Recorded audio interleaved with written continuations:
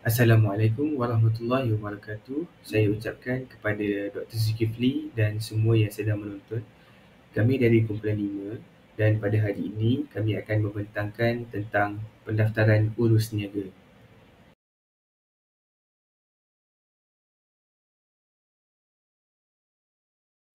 Malaysia mengamalkan sistem torrents yang diperkenalkan oleh British untuk mengatasi kelemahan sistem lama iaitu sistem surat ikatan dengan menjadikan pendaftaran sebagai elemen paling penting dalam membuktikan hak milik.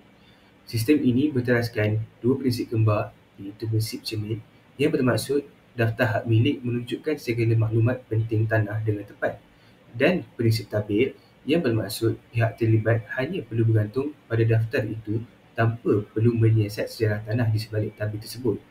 Melalui prinsip-prinsip ini, wujudlah konsep di mana pendaftaran adalah segala-galanya, menjadikan sesuatu hak yang didaftarkan itu konklusif dan tidak boleh disangkal oleh mana-mana pihak. Seksyen 206 Kanun Tanah Negara memperuntukkan bahawa setiap urus niaga hendaklah didaftarkan melalui surat cara dan mengikut prosedur-prosedur yang telah ditetapkan. Apabila sesuatu urus niaga itu telah didaftarkan secara sah, maka pemiliknya akan memperolehi hak tidak boleh sangkal. Keperluan ini menjamin bahawa urus niaga seperti pindah milik, gadaian dan pajakan hanya akan sah dan berkuat kuasa sepenuhnya dari segi undang-undang melalui pendaftaran. Seterusnya, saya akan menerangkan tentang maksud pendaftaran di bawah Seksyen 304. Berdasarkan Seksyen 304, pendaftaran urus niaga tanah merupakan satu tindakan rasmi oleh pendaftar. Dalam proses ini, pendaftar akan menyediakan satu memorial iaitu satu rekod bertulis dengan menggunakan materai rasmi ke atas dokumen hak milik dan juga surat cara urus niaga yang berkaitan. Memorial ini sangat penting kerana ia mesti mengandungi butiran ringkas tentang jenis urus niaga, identiti pihak-pihak yang terlibat dan juga nombor rujukan dalam buku perserahan serta fail berkaitan. Selain itu, memorial ini juga perlu mencatatkan masa dan tarikh pendaftaran dimulakan.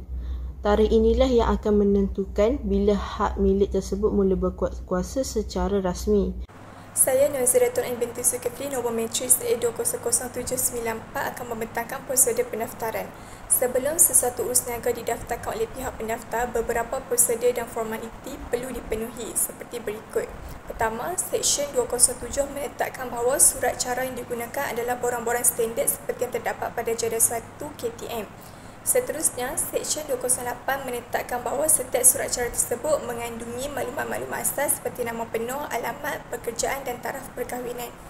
Seterusnya, Seksyen 209 menetapkan bahawa tanah itu mengandungi maklumat yang perlu dan benar berkaitan dengan tanah seperti kawasan pentadbiran, nombor lot, nombor hak milik dan lain-lain.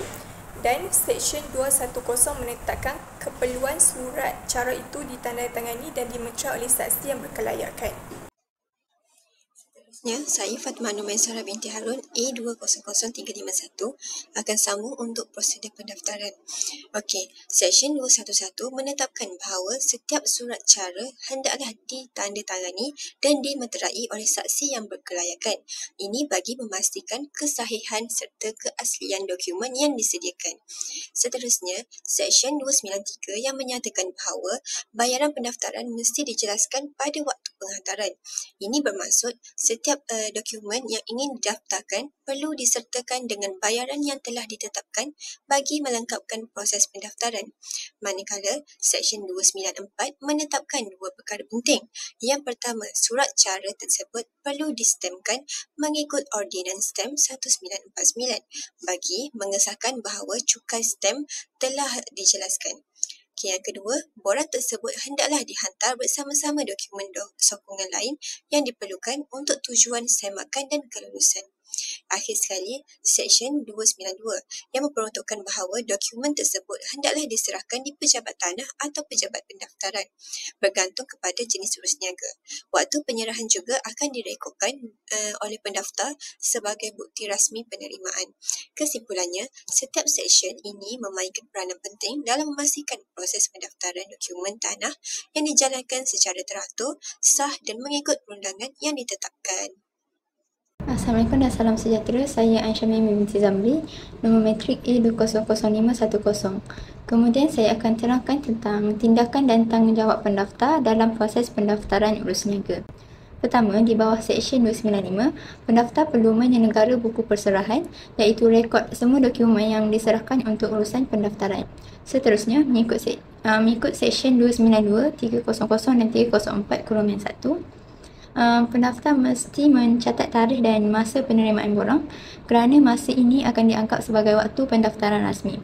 Di bawah Seksyen 301, pendaftar perlu memastikan surat cara atau dokumen yang diterima layak untuk didaftarkan, dan mengikut Seksyen 301A, pendaftar juga mesti memastikan semua cukai tanah telah dijelaskan sepenuhnya sebelum pendaftaran dibuat. Selain itu, Seksyen 302 dan 303 memberi kuasa kepada pendaftar untuk menjalankan siasatan terhadap tanah jika perlu, tetapi masih tertakluk kepada beberapa sekatan. Apabila semua syarat dipenuhi, mengikut Seksyen 304, pendaftar akan mendaftarkan surat cara tersebut dengan membuat memorial dan meterai rasmi pada dokumen hak milik. Akhir sekali, Seksyen 298 membenarkan pendaftar untuk menangguhkan pendaftaran hingga 14 hari sekiranya terdapat kesilapan supaya pemohon boleh membuat pembetulan. Jika pembetulan tidak dibuat atau masih tidak memenuhi syarat, permohonan boleh ditolak. Jadi secara ringkasnya, pendaftar memainkan peranan penting dalam memastikan setiap urus niaga tanah didaftarkan dengan sah, tepat dan mengikut undang-undang. Antara kesan-kesan pendaftaran hak milik tak boleh disangkal ialah yang pertama, pemilik sah diiktiraf undang-undang. Apabila sesuatu urus niaga atau tanah didaftarkan, individu yang namanya tercatat sebagai pemilik berdaftar diiktiraf sebagai pemilik yang sah menurut undang-undang. Ini bermakna tiada pihak lain boleh mempersoalkan atau menafikan hak pemilikan tersebut kecuali melalui cara undang-undang tertentu. Yang kedua ialah melindungi daripada tuntutan pihak lain. Pendaftaran memastikan pemilik mempunyai dokumen pengesahan hak milik. Jika ada pihak lain cuba mendakwa tanah itu miliknya, mereka tidak boleh menafikannya tanpa bukti kukuh kerana rekod pendaftaran adalah rujukan utama yang sah. Yang ketiga ialah elak penipuan pertindihan hak milik. Pendaftaran mencegah kes dua orang mendakwa tanah yang sama. Segala transaksi berkaitan tanah direkodkan dalam sistem, menyebabkan sebarang cubaan memalsukan hak milik lebih mudah dikesan dan dibuktikan tidak sah. Yang keempat ialah mudahkan urusan jual beli atau pajakan. Dengan bukti hak milik yang sah, urusan seperti jual beli, pajakan atau gadaian dapat dilakukan dengan mudah dan cepat.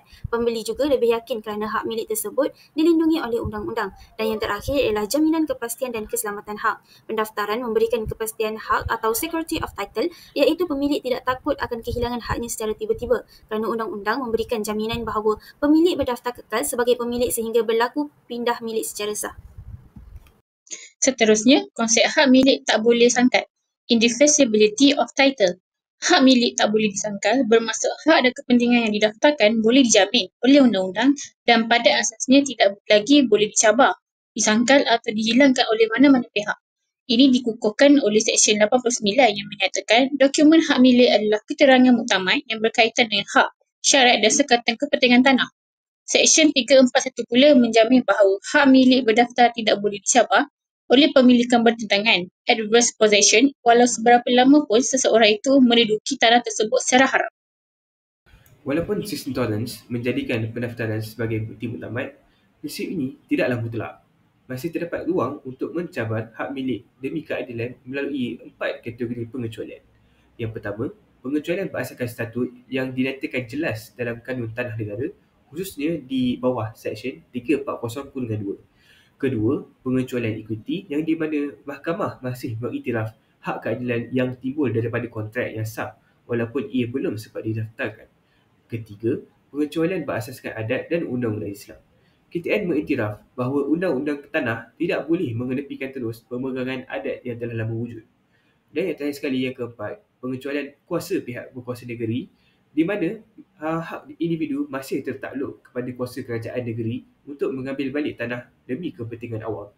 Keempat-empat pengecualian ini memastikan prinsip hak milik tak boleh sangkal tidak disalahgunakan untuk melindungi ketidakadilan. Seterusnya, kita masuk kepada pengecualian berasaskan statut Seksyen 340(2) Kanun Tanah Negara KTN. Pengecualian berasaskan statut adalah pengecualian yang dinyatakan secara jelas terhadap hak milik yang tidak boleh disangkal di dalam Kanun Tanah Negara, khususnya di bawah Seksyen 340(2). Seksyen ini bertujuan untuk melindungi keadilan dan ketelusan dalam urus niaga tanah serta menolak perlindungan kepada pihak yang memperoleh tanah melalui cara yang tidak sah. Seksyen ini telah memperuntukkan 6 situasi yang menjadi suatu hak milik boleh disangkal atau dibatalkan. Yang pertama, penipuan. Yang kedua, salah nyata. Yang ketiga, pemalsuan. Yang keempat, surat cara tidak lengkap. Yang kelima, surat cara terbatal. Dan yang terakhir, pemilikan diperoleh secara tidak sah. Fraud adalah penipuan yang dilakukan sebelum atau pada masa pendaftaran dengan sengaja dan berniat untuk menipu seseorang yang mempunyai hak ke atas tanah tersebut demi kepentingannya sendiri. Fraud terbagi kepada dua, iaitu fraud sebenar dan fraud konstruktif. Definisi tadi adalah lebih mendefinisikan kepada fraud sebenar, di mana fraud sebenar boleh mencabar hak milik tak boleh sangkal dan fraud sebenar melibatkan ketidakjujuran yang dirancang dan dilakukan dengan sengaja untuk menipu pemilih asal. Terdapat contoh yang ada dalam fraud sebenar yang boleh didapati di dalam kes Tara Rajaratnam melawan Datuk Jaginda Singh. Fraud yang kedua adalah fraud konstruktif, di mana fraud konstruktif tidak mencukupi untuk menafikan hak milik tidak boleh disangkal. Fraud konstruktif timbul akibat kecuaian, kelalaian atau pelanggaran terhadap tanggungjawab fidusiari. Contoh yang boleh didapati untuk fraud konstruktif ni boleh didapati di dalam kes Thai Finance melawan official assignee. Seterusnya, saya akan meneruskan dengan perincian mengenai salah nyata dan pemalsuan. Salah nyata dalam common law Inggeris dibahagi kepada dua, iaitu fraudulent misrepresentation, ada niat menipu, dan kedua, innocent misrepresentation, ikhlas tanpa niat salah.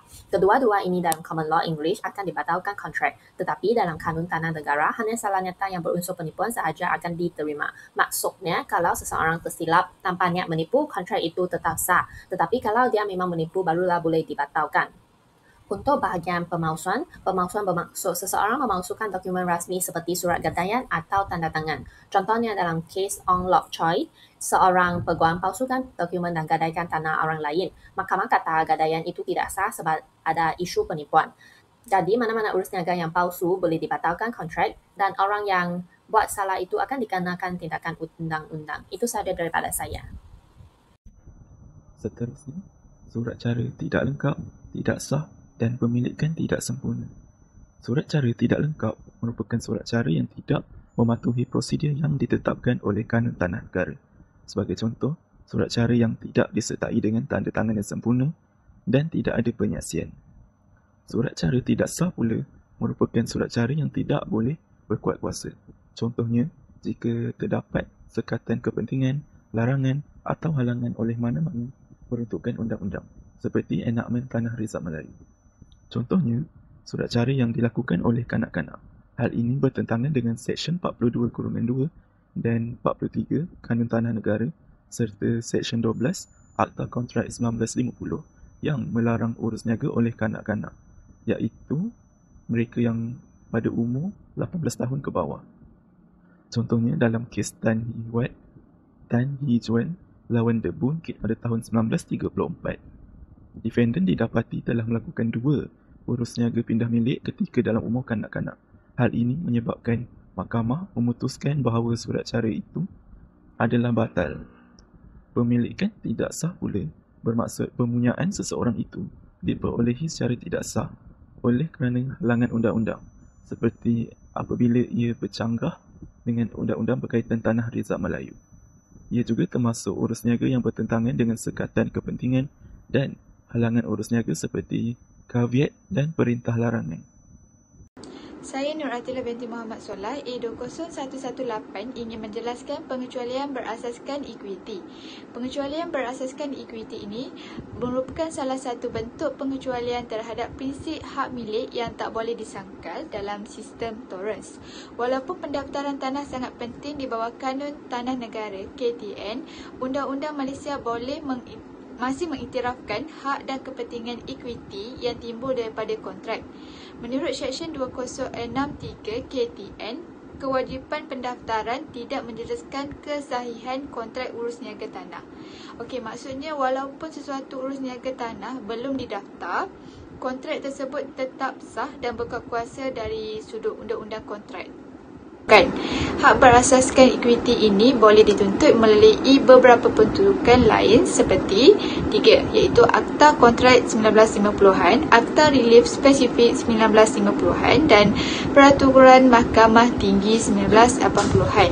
Antara bentuk hak dan kepentingan ekuiti yang diiktiraf ni ada 5, iaitu hak milik ekuiti, gadai ekuiti, layan ekuiti, pajakan ekuiti dan yang terakhir ialah sewa bergandingan dengan ekuiti.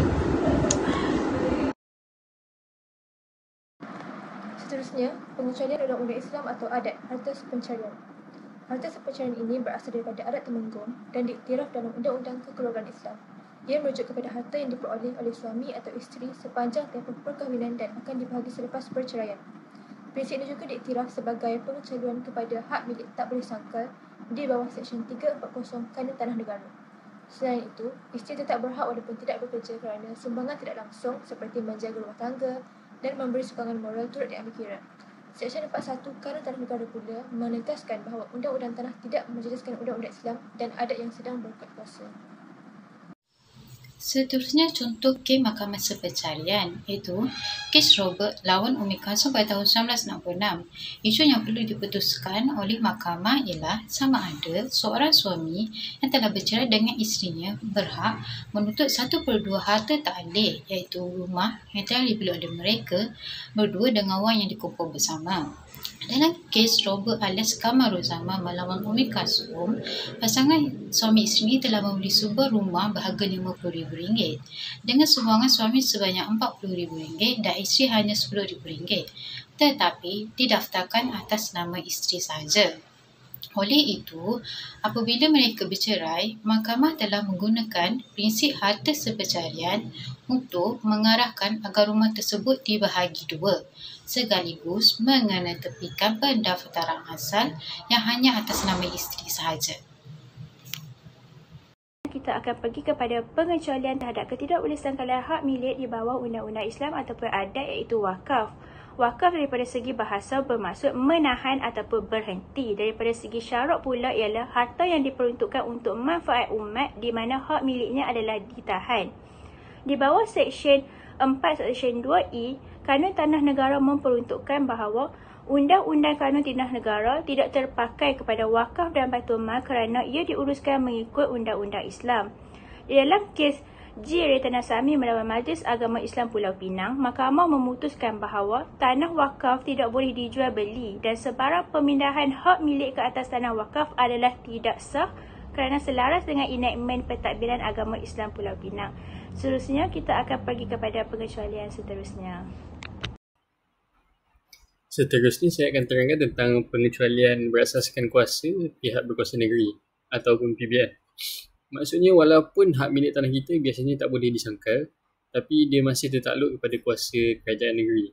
So, contohnya bawah Akta Pengambilan Tanah 1955, kerajaan negeri boleh ambil semula tanah untuk tujuan awam, seperti untuk bina jalan, sekolah ataupun hospital. Dan dalam kes-kes macam ni, pemilik tak boleh nak lawan keputusan tu. Tapi kerajaan kena juga bagi pampasan dekat pemilik. Dan selain itu, kalau pemilik langgar syarat hak milik atau tak bayar cukai tanah, PBN ada hak untuk rampas balik tanah tu. So, benda ni dah dijelaskan dalam Seksyen 130 hingga 134 Kanun Tanah Negara. Dan akhir sekali, PBN juga ada kuasa bagi pentadbir tanah untuk masuk ke tanah persendirian jika perlu. Dan contohnya untuk semakan ataupun urusan rasmi. Jadi secara ringkasnya, walaupun hak milik kita kuat, tapi PBN masih boleh guna kuasa tertentu bila melibatkan kepentingan awam. So, itu sahaja daripada kami. Terima kasih.